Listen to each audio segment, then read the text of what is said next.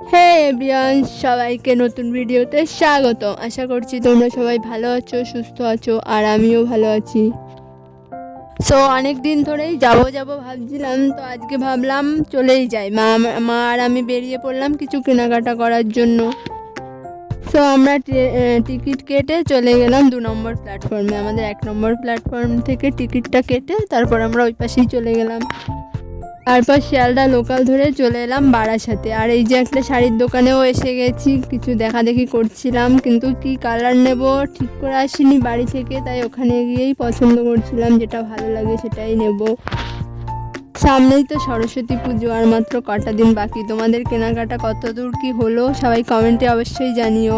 আর ভিডিওটা দেখো, ভালো লাগলে চ্যানেলটাকে সাবস্ক্রাইব করে একটা লাইক করে দিও। দোকানেও সরস্বতী পুজোর অনেক নতুন নতুন কালেকশন তুলেছিল, সবগুলোই কালেকশন সুন্দর ছিল। কোনটা নেব বুঝে পাচ্ছিলাম না কিছুই।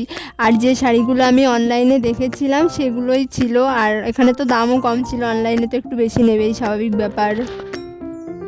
তারপর আমরা অনেক খোঁজাখুঁজির পরে একটা শাড়ি পছন্দ হলো, নিয়ে নিলাম। আর শাড়িটা সরস্বতী পুজোয় পরবো, সরস্বতী পুজোর ব্লগও আসবে, তোমরা অবশ্যই চ্যানেলটাকে ফলো করতে থেকো, আর ভিডিও আসবে। আর আমরা কেনাকাটি করে আমরা যে পাশে ছিলাম আর কি, তার অন্য পাশে চলে আসি। যে রাস্তায় ফুল পেয়ে গেছিলাম, এগুলোকে কী বলে, আপেল। তারপর আমরা এখান থেকে বেছে বেছে ভালো ভালো দেখে 500 মতো কুল নিলাম। আর কুলগুলোর দামও ছিল 100 টাকা করে কিলো। আমরা 500 নিয়েছিলাম, 50 টাকা নিয়েছিল আমাদের কাছ থেকে। তারপর কুল নেওয়ার পরে আমরা চলে আসি অন্য জায়গায়, আর কি কেনাকাটি করা যায়। তারপরে চলে আসি একটা জুয়েলারির দোকানে। এখানে তো অনেক কিছুই ছিল, ইচ্ছা করছিল সবই নিয়ে নিই, কিন্তু সব তো নেওয়া যাবে না। তো মা একটা হাতের কি বালা দেখছিল, আর আমিও চুড়ি দেখছিলাম, আর একটা চোকার নেবো ভাবছিলাম, সেটাও দেখছিলাম। আগে একটা দোকানে দেখেছি, অনেক দেখেছি, কিন্তু সেখানে আমার মনের মতো হয়নি, আমার পছন্দ হয়নি। এই দোকানের কালেকশানগুলো মোটামুটি ভালোই ছিল, মোটামুটি না ভালোই ছিল। আমরা তো এখান থেকেই কিনেছি।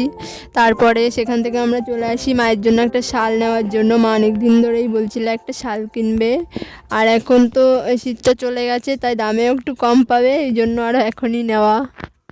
প্রথমে একটা দেখলাম, তো সেটা একটু ছোট হয়েছিল বলে সেটা নেওয়া হয়নি। তারপর আমরা সেখান থেকে চলে আসি অন্য একটা দোকানে।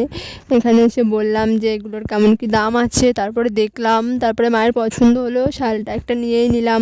তারপরে সেখান থেকে আমরা চলে আসি স্টেশনে ভিড়টা দেখো জাস্ট।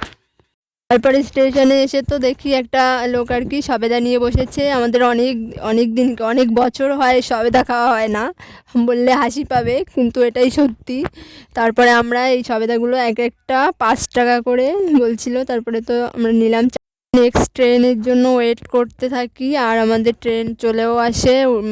বেলাও অনেক হয়ে গেছিলো, 2-3টে বেজে গেছিলো। আমরা বাড়ি চলে আসি। আজকের মতো এখানেই টাটা।